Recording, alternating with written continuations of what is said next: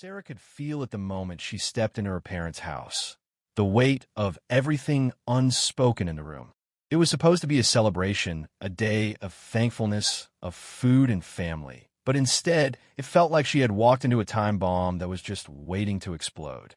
The smell of roasting turkey mixed with the cinnamon and nutmeg of pumpkin pie, creating a festive atmosphere that seemed to mock the tension hanging in the air. She hadn't been to a family Thanksgiving in 2 years, not since the fallout. Her sister Emily was already at the dining table, her back to the door, but Sarah could see the tense line of her shoulders even from across the room. Emily had always been the one who wore her emotions on her sleeve, but now there was something different. She was deliberately avoiding eye contact. Their mother, Carol, bustled around in the kitchen, moving with the practiced efficiency of someone who had prepared this meal 100 times before. Yet, Sarah could tell she wasn't really present either. Her movements were a bit too fast, too frantic, as if she were trying to outrun something that was creeping up on her. Sarah could feel her heartbeat quicken. It had been years since she had felt like an outsider in her own family, but today it seemed impossible to avoid.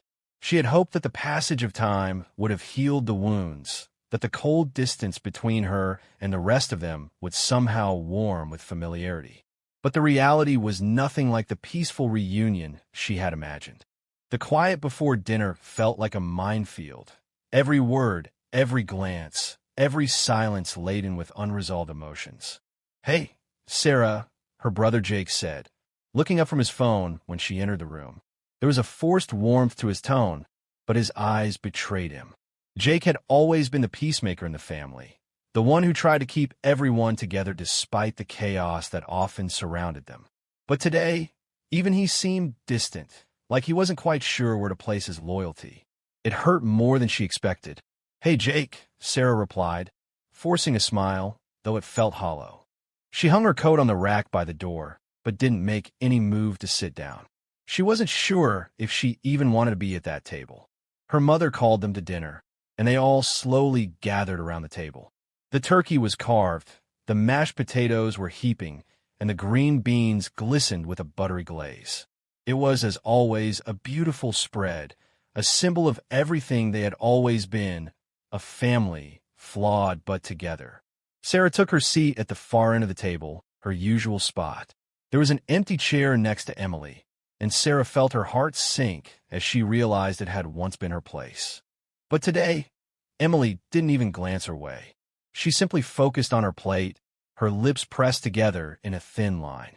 The silence that fell over them all was a deafening one, broken only by the clinking of silverware and the hum of the kitchen fan.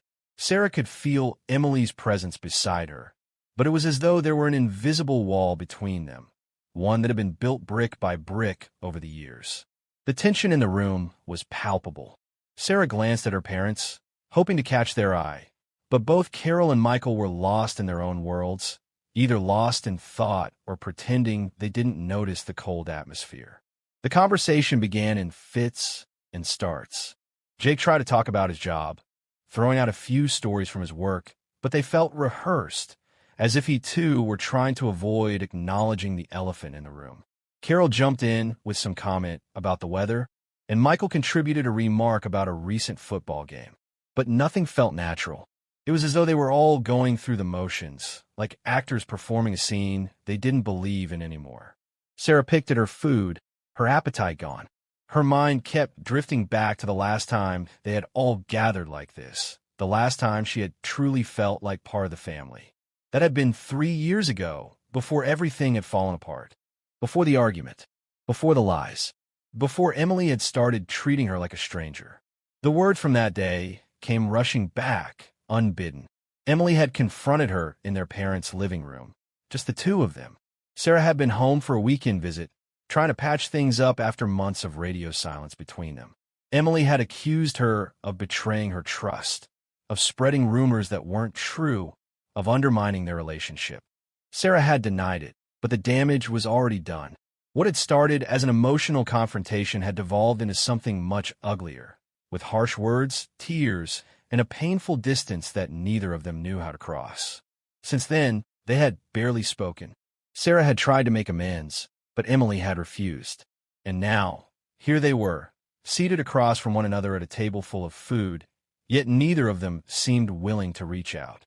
The evening wore on in strained silence, punctuated only by the occasional comment from Carol or Michael, who both seemed too busy to notice the growing divide between their daughters.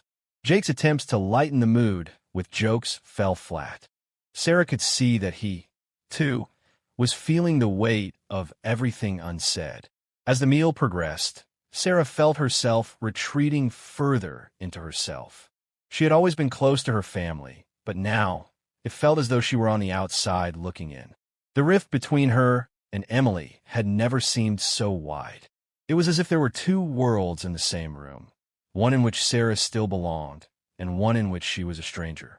The evening was nearing its end when Emily finally spoke, breaking the silence that had held the room hostage for so long. Sarah had almost forgotten that Emily was still there, her voice so quiet and controlled that it almost took Sarah by surprise. "Mom, Dad," Emily said, her voice calm but firm. "We need to talk."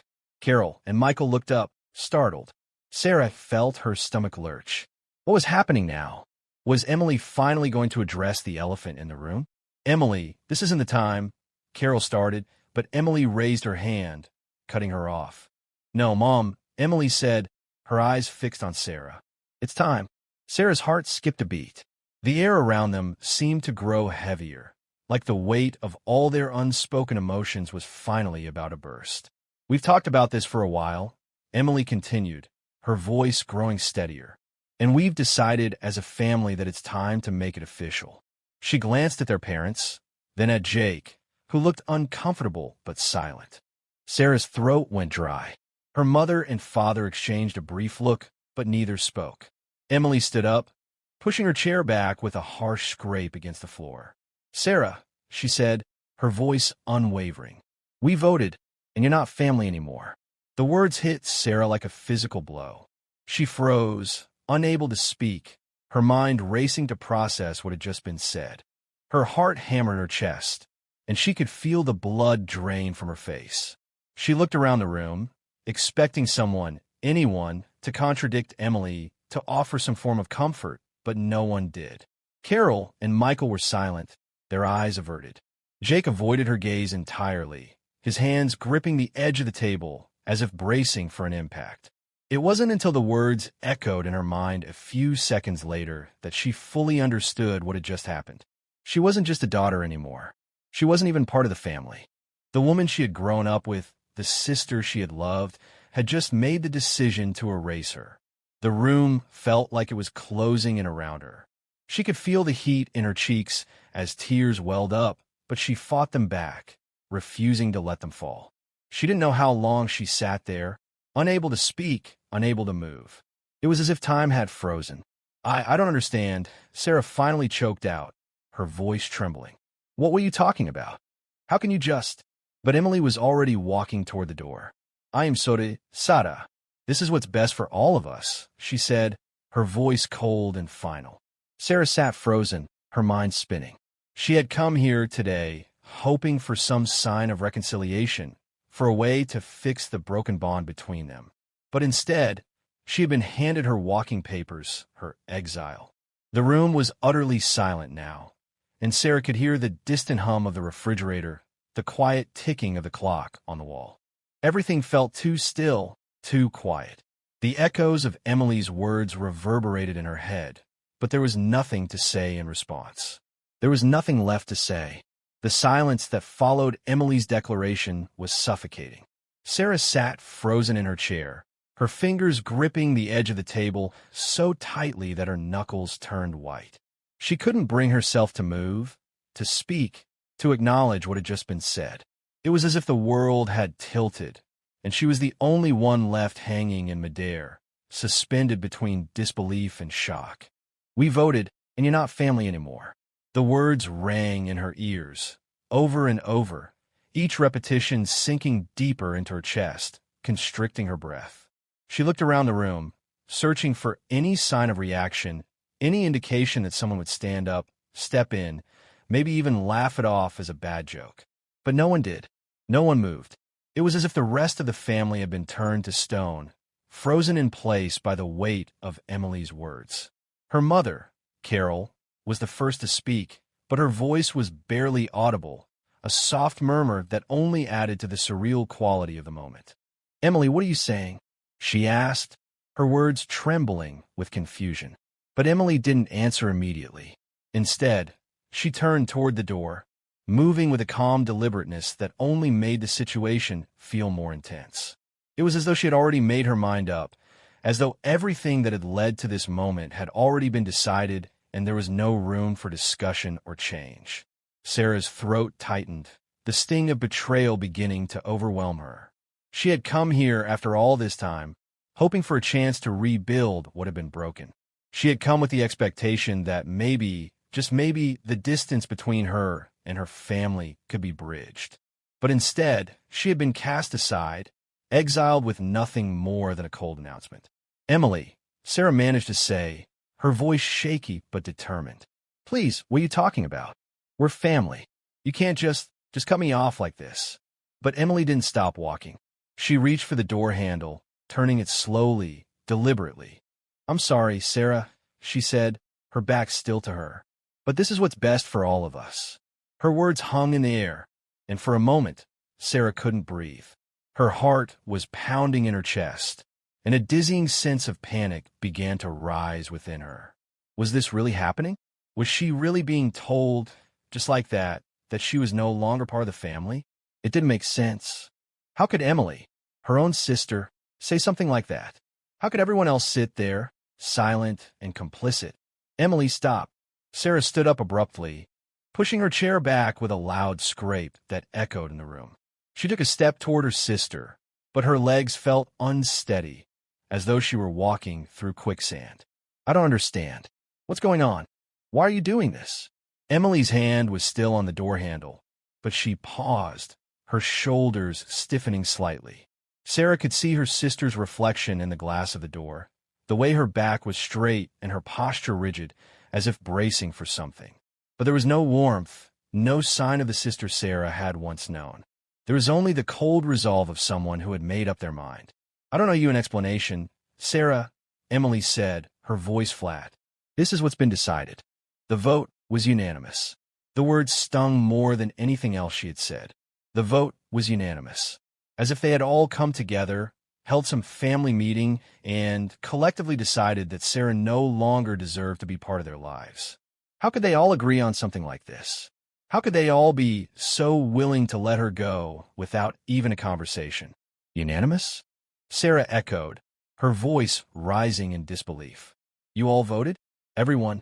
Mom? Dad?" She turned to face her parents, but neither of them met her gaze. Her father, Michael, was looking down at his plate, his hands folded neatly in his lap, his face unreadable. Carol, her mother, had her eyes squeezed shut, as though she were trying to block out the entire situation. "Mom," Sarah cried, her voice breaking. "Say something. Please, tell me this isn't happening." But Carol's eyes remained closed for a moment longer before she finally looked up, her face pale and weary. There was a deep sadness in her expression, but no sense of urgency, no sign that she was going to defend her daughter. I don't know what to say," Carol muttered, her voice soft and wavering. Emily is right. We talked about this." Sarah's heart sank. This couldn't be real. Her mother, the woman who had always been the glue holding the family together, was saying that Emily was right? That they had all talked about this and agreed? "No," Sarah whispered, shaking her head as though trying to will the words away. "This can't be happening." Jake, who had been silent up until this point, finally spoke. His voice was low, almost apologetic. "Sarah, we didn't want it to come to this," he said, avoiding her gaze. "But things have gotten out of hand. We try to work things out, but what?" Sarah interrupted, the desperation in her voice rising. "What do you mean? What happened to family first? What happened to sticking together no matter what?" Jake looked at her, his expression filled with regret, but there was something else too, something that looked like guilt or maybe fear. "It's not just about one thing, Sarah," he said quietly. "It's everything. It's the way things have been for years. The lies, the betrayals, the hurt. Lies? Betrayals? Sarah could barely comprehend what she was hearing. What are you talking about, Jake? I haven't done anything to you. I haven't done anything to anyone. What could I have possibly done to deserve this? Emily, still standing by the door, spoke again. Her voice was cold, almost clinical. It's not just one thing, Sarah. It's the way you've treated us, the way you've treated me. You've lied, you've manipulated. You've made everything worse. Sarah felt like the ground was slipping away beneath her. The words Emily was saying didn't make any sense.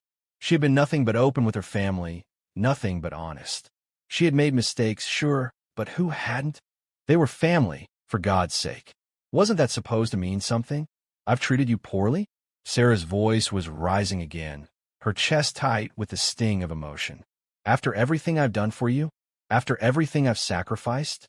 She looked around the room at her parents, her brother, even Emily, but no one seemed willing to stand up, to explain, to give her anything that made sense. It was as though they had all already made their peace with this decision, and she was the last one to find out. Yes, Sarah, Emily said, her voice suddenly softening just slightly. You have. We've all tried to move on, to forgive. But you keep bringing up the past. You keep making things worse.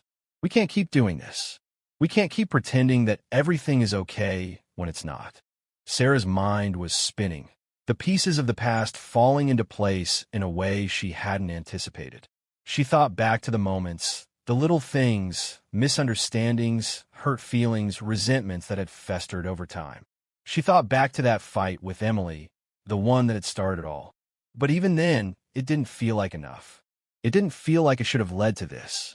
I didn't want it to be like this, Sarah said, her voice barely above a whisper, the fight draining out of her. I came here to fix things. I came here because I thought we could all move past it. I didn't know. I didn't know this was what you wanted. I didn't know you had already made up your minds. Her mother's face softened slightly, but it wasn't enough. We didn't want to hurt you, Sarah. But sometimes, love isn't enough. We've tried, but it hasn't worked. Sarah stood there for a moment, feeling her legs grow weak beneath her. The room, once full of the smell of Thanksgiving dinner and the warmth of family, now felt cold and empty. She turned to face the door, as if somehow looking at it might give her an answer, some explanation she hadn't heard yet. But there was no answer. There was only the truth, raw and painful. Her family had voted, and she was no longer part of it. And with that, Emily stepped out of the door, leaving Sarah standing alone in the center of a broken home. Sarah didn't know how she made it to the car. She wasn't sure how she opened the door, slid into the driver's seat, or started the engine. All she could hear in her head were Emily's words, "We voted, and you're not family anymore." The phrases echoed relentlessly in her mind, a constant reminder of the unthinkable reality she had just encountered.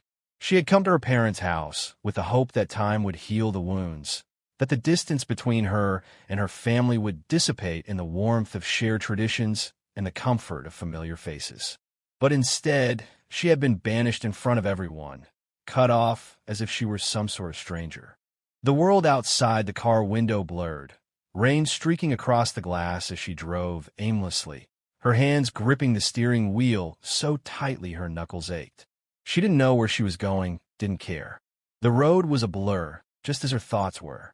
She could still feel the sting of betrayal, the sharpness of the words that had been spoken, the weight of her family's decision pressing down on her chest like a vice.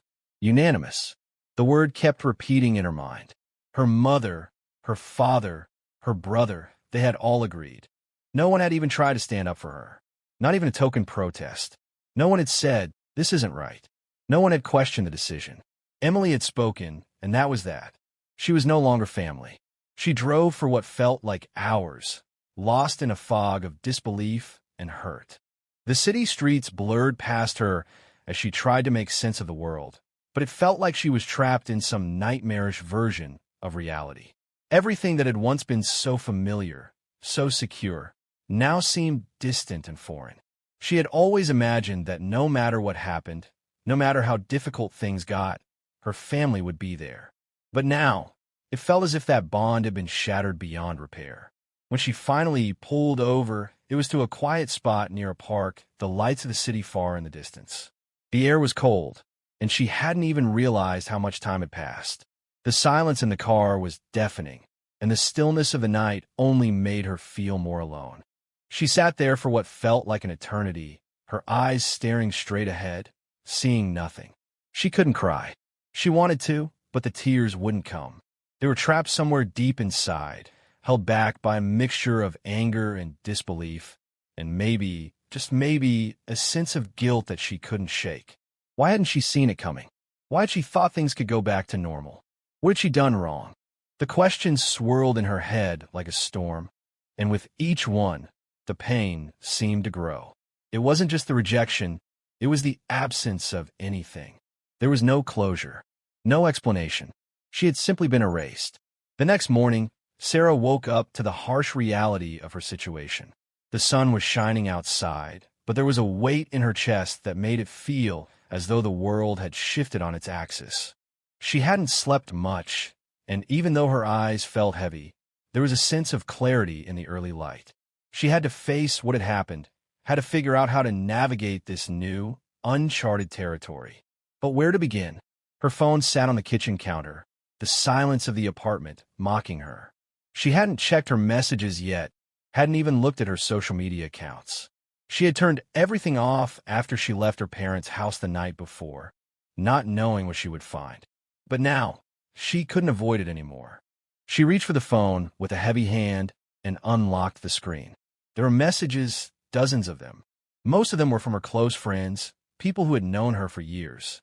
They had all known about the rift between her and her family, but none of them could have predicted the sudden, final break.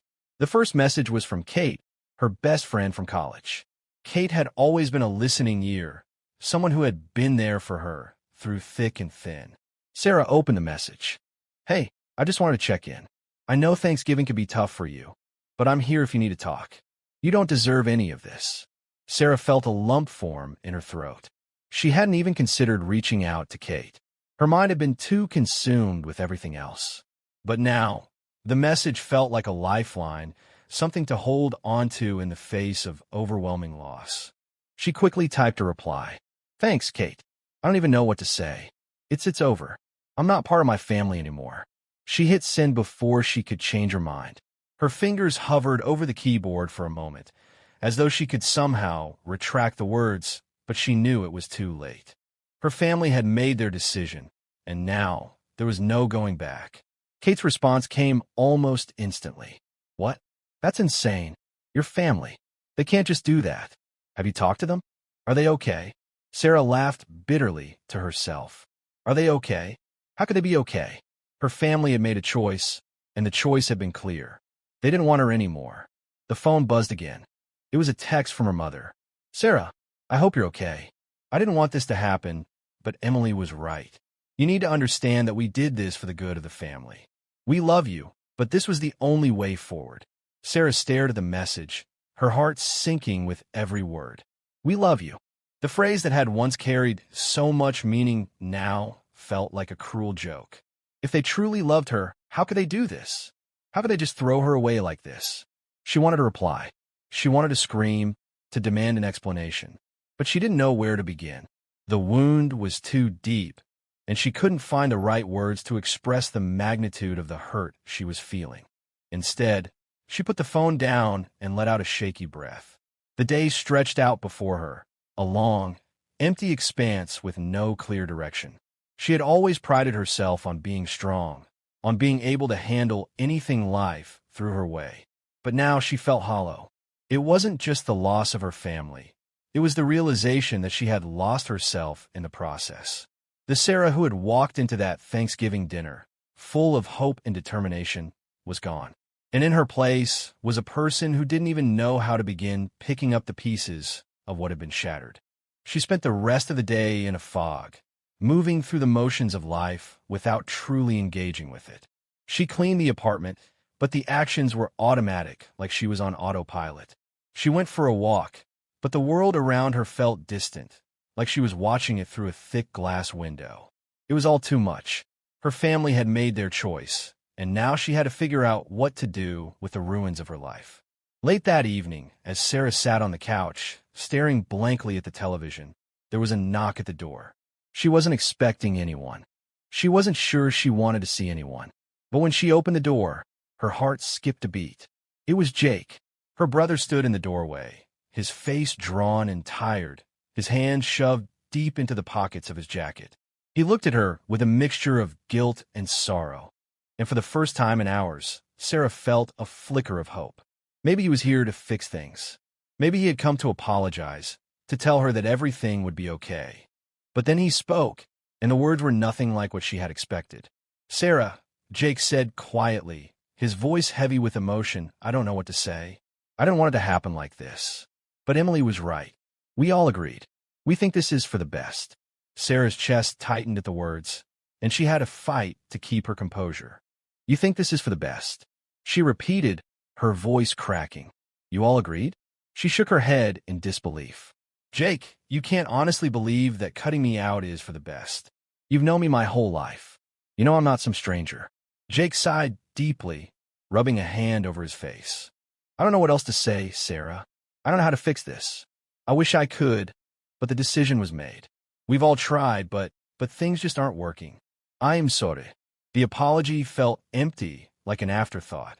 Sarah looked at her brother, really looked at him, and for the first time, she realized how deep the rift had grown between them.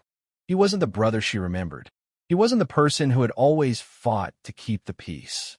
He had become someone else, someone who was willing to accept the family's decision without question. With a heavy heart, Sarah closed the door, not wanting to hear any more.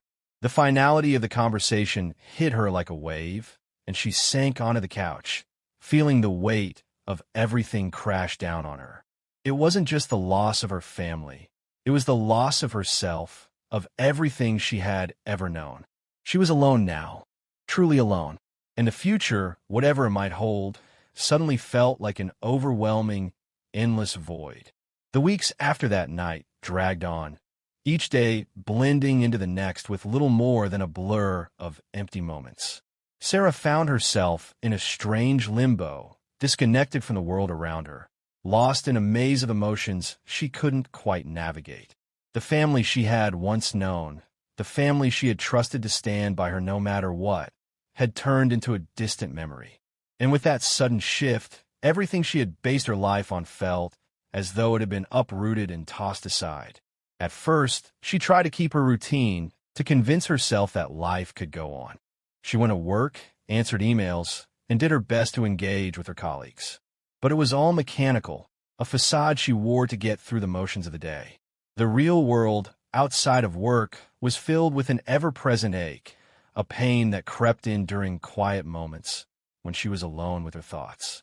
She would often catch herself staring out the window, watching people go about their lives, families walking together, couples laughing. It all felt so alien to her now. She felt like an outsider in her own life.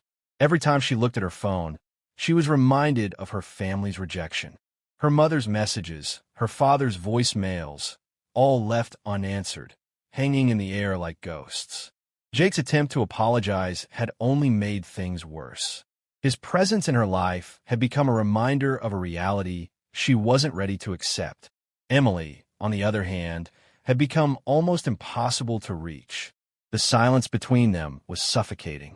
Not a word from her, not a sign that she even cared. One night, nearly a month after the Thanksgiving dinner that had irrevocably changed everything, Sarah sat at her kitchen table, staring down at an old family photo album. The edges of the pictures were worn, the colors faded with time, but the faces of her family were still clear. There was a photo of her and Emily when they were young, their arms wrapped around each other, smiling for the camera. Sarah ran her finger over the photo, feeling the sharp sting of nostalgia. She had always been close to Emily. There had been a time when they shared everything, secrets, dreams, hopes for the future. How had it all gone so wrong? Where had they lost each other? Sarah didn't have answers, not yet. But the pain of losing her sister, the person who had once been her closest confidant, was almost unbearable. She wanted to understand, to hear from Emily herself why it had come to this. But as the days passed, the walls between them grew taller, harder to scale. In the weeks that followed, Sarah threw herself into her work more than ever. She immersed herself in her job, working late into the evenings, sometimes even on weekends, anything to keep herself busy and distracted. At first, it worked. The exhaustion kept her mind from wandering back to thoughts of her family. But eventually, the toll it was taking on her emotional health became too great. She had lost touch with her friends too. Kate had been the only one to reach out after the Thanksgiving incident, but even her texts had become fewer and farther between. Everyone had their own lives to live, their own problems to solve. Sarah was left in isolation, a strange kind of solitude she had never known before. The pain was still too raw. The wounds were still too deep. But the message had struck a chord in her heart, and for the first time in weeks, she found herself contemplating the possibility of reconciliation, even if only a small part of her was willing to believe it could happen. That evening, after much internal debate, Sarah decided to call her mother. It rang a few times before Carol picked up, her voice hesitant and shaky. "Sarah?" Her mother said softly, as if she were unsure of how to begin. "Hi, Mom," Sarah replied, her voice steady despite the chaos in her mind. One afternoon, as Sarah was walking home from work, she passed a cafe on the corner of her street. A small, familiar voice inside her mind urged her to go inside. She hadn't been there in months. It used to be her favorite place to grab a cup of coffee on a lazy weekend morning, to read a book or write in her journal. Today, however, she felt a strange need to do something that would connect her to some sense of normalcy, to some shred of comfort that wasn't linked to the chaos of her personal life. She entered the cafe and ordered her usual black coffee and a croissant. The place was nearly empty, save for a few patrons scattered at tables, lost in their own worlds. As she sat at a corner table, sipping her coffee, she couldn't shake the feeling that she was just pretending to be part of the world again. The moment felt hollow, as though she was simply going through the motions. She took a deep breath, trying to focus on the comfort of the familiar setting. Then, out of nowhere, her phone buzzed. It was a message from her mother. She hadn't heard from her in weeks. Sarah hesitated for a long moment before opening the message. "Sarah, I know this is hard, and I don't expect you to forgive us right away. But we need to talk. I've been thinking a lot, and I can't keep going on like this. You are still my daughter, and I love you. I hope you can find it in your heart to listen. Please, let's talk." The words felt like a lifeline thrown into a stormy sea. Sarah's chest tightened as she read them again. She had waited so long for something like this, for her mother to acknowledge what had happened, to admit that the decision they had made was wrong. But even as the words filled her with hope, there was a nagging feeling of doubt. What did it mean? Was it just another attempt to justify the family's decision? Was her mother really trying to make amends? Or was she just trying to make herself feel better? Sarah didn't know if she was ready for a conversation like this. "I got your message. I think we need to talk too." The conversation that followed was one of the hardest Sarah had ever had. For the first time in a long while, they spoke openly, the walls between them beginning to crumble piece by piece.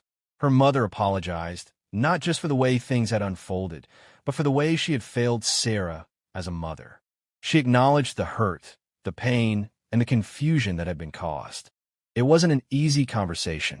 There were moments of silence, moments when Sarah felt overwhelmed by the flood of emotion she had kept buried for so long. But as the conversation wore on, Sarah began to see a glimmer of hope. She wasn't ready to forgive everything, not yet, but she could see that her mother was sincere. She had finally recognized the depth of the damage they had caused, and that was something. It was a start, at least. "I don't know where we go from here, Mom," Sarah said, her voice quiet but firm, "but I'm willing to try. I'm willing to see if we can figure this out. I need time, but I'll try." Her mother's voice broke with emotion. "I don't expect you to forgive us right away, Sarah. I just want you to know that I'm here, and I'm willing to do whatever it takes to make things right." Over the next few weeks, Sarah began to rebuild her relationship with her mother. It wasn't easy. There were still moments of tension, moments when she wondered if it would all fall apart again. But the conversations were a step in the right direction. Slowly, cautiously, they began to talk more frequently, working through the issues that had torn their family apart. It was a different kind of healing, slow, messy, and imperfect. Sarah learned to take things one step at a time, allowing herself to feel the pain, but also allowing herself to heal. She reached out to Jake, cautiously testing the waters. They began texting again, though their relationship was far from what it had once been. It wasn't ideal, but it was something. And for now, that was enough. As the months went on, Sarah found a new sense of strength she hadn't known she had. She started therapy, something she had resisted for a long time, and it helped her unpack the layers of guilt and pain she had been carrying for so long. She learned to forgive herself, to understand that healing wasn't linear, and that it was okay to take things one day at a time. She began to reclaim her life, focusing on her own well-being, rebuilding her sense of self. And then, one day, while walking through the park near her apartment, Sarah saw a familiar face. It was Emily. Their eyes met from across the path, and for a long moment, neither of them moved. There was so much left unsaid between them, so much pain. But as Sarah stood there, she realized that it didn't have to be resolved all at once. She could take this slow, too. She could take this at her own pace. Emily walked toward her, her face still carrying the weight of the past few months. But as she approached, she offered a tentative smile, one that didn't erase everything that had happened, but acknowledged it, at least. "Hi," Emily said softly, her voice uncertain. "Hi," Sarah replied, her heart beating faster. It's good to see you." And in that moment, Sarah understood that while their relationship might never return to what it had been, there was room for something new, something different. It wouldn't be easy, but it could be real. They could find their way back, not to the past, but to something that would allow them to be sisters again, in whatever form that would take.